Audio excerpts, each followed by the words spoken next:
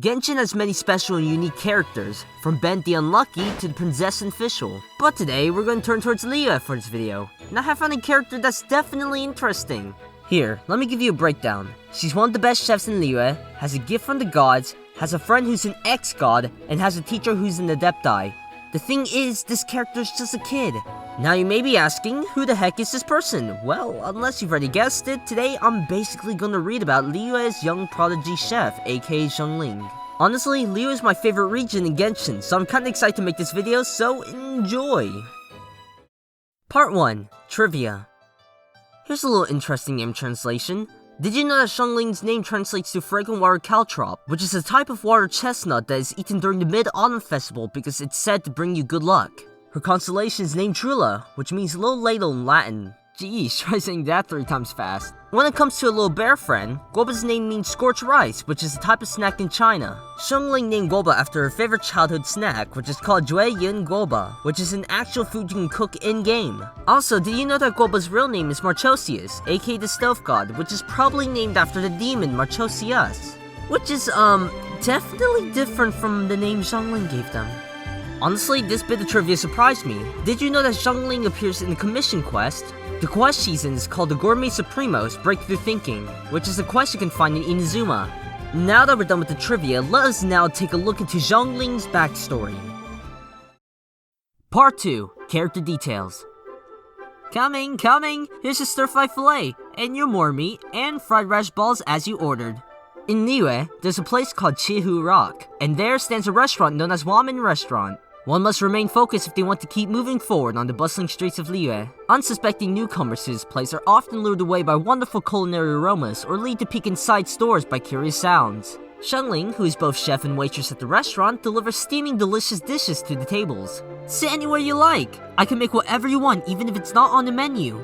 The workers at Ramen Restaurant can recognize a regular, if not by their face, then by the first sentence out of their mouths. A customer that orders without needing a menu has been at least a few times before. However, if they ask is Xiangling the chef today, then they're definitely a regular. Part 3. Story 1.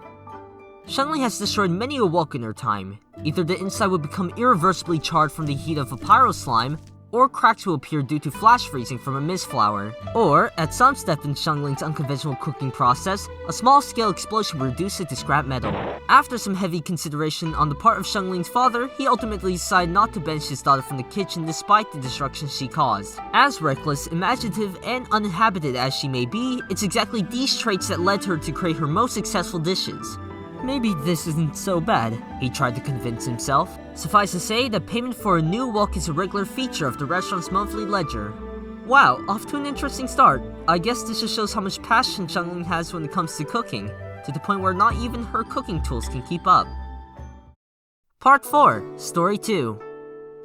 There are many secrets to cooking, the most important of which is passion. When Xiangling decided to learn to be a chef, her father handed his own handwritten cooking journal, his life's work. That line was written on the title page. If she was any other person, she would likely have regarded it as some cheesy inspirational quote. However, Xiangling regarded it as a priceless treasure. To her, her father only secured his footing in the forever ongoing war between the Li and Yue cuisines by upholding that principle. However, at the time, the conflict between the two styles was white hot, with many restaurants feeling the pressure that arose from it. Ramen Restaurant was no exception. Good food is good food, period!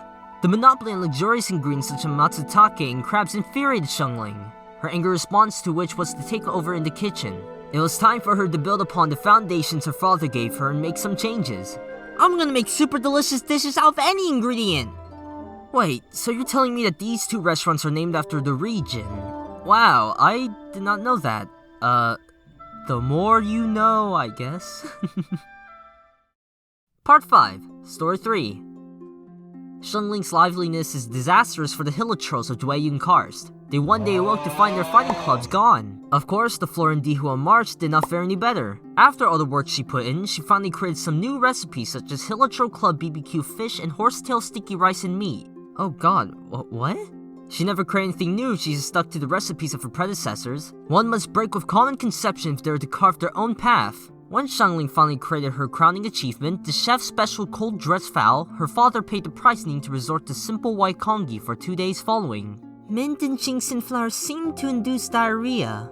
She learned a valuable experience to add to her journal. Strange, she ate her own dishes, but nothing ever happened to her. Xiangling did feel guilty though. Maybe it was because she was young and healthy, or had somehow built up resistance to certain toxins. One may never know. Speaking of Xiangling's resistance to certain toxins, I've always wondered why my immune system's so good. I guess I just ate dirt when I was a kid? Maybe? Anyways. Part 6, Story 4.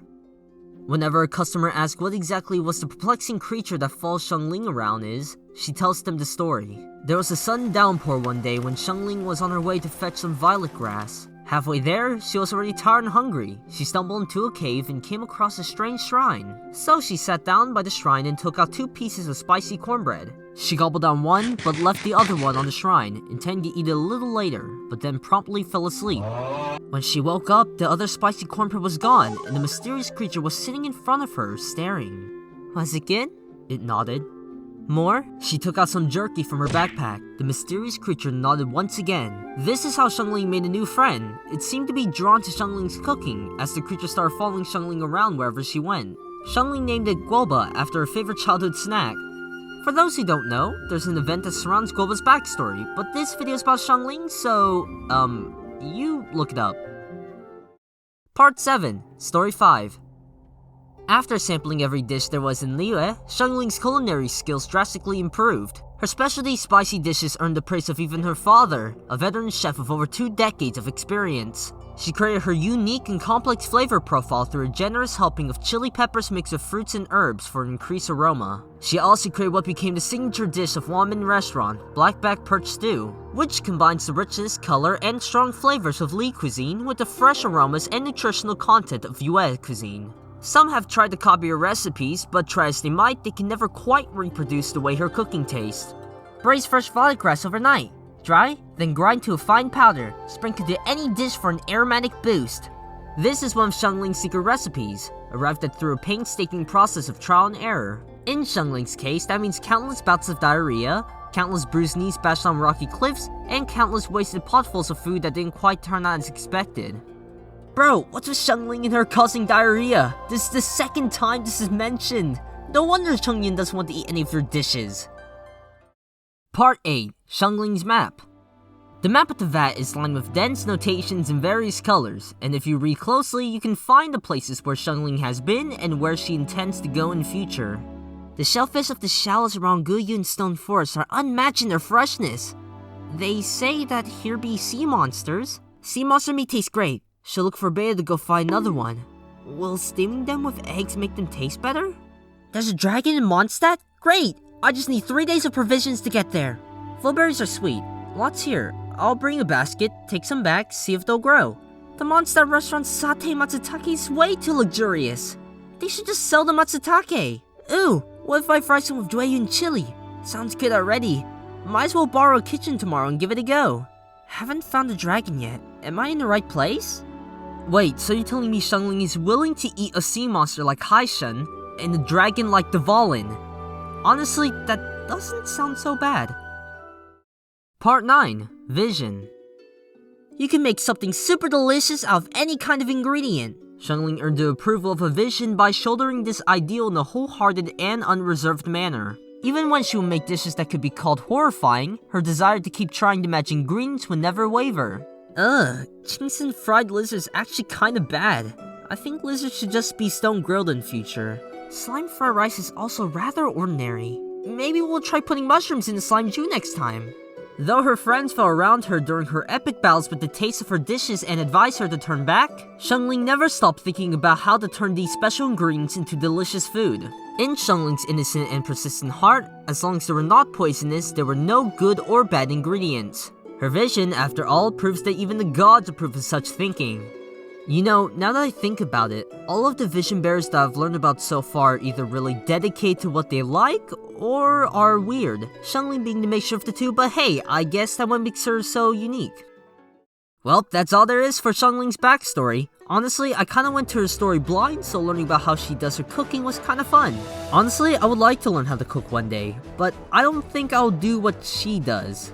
Anyways, thank you all for watching. If you enjoyed this video, then like and subscribe. If you want to choose the next character I talk about, then leave a comment down below. Well, that's the video. Goodbye!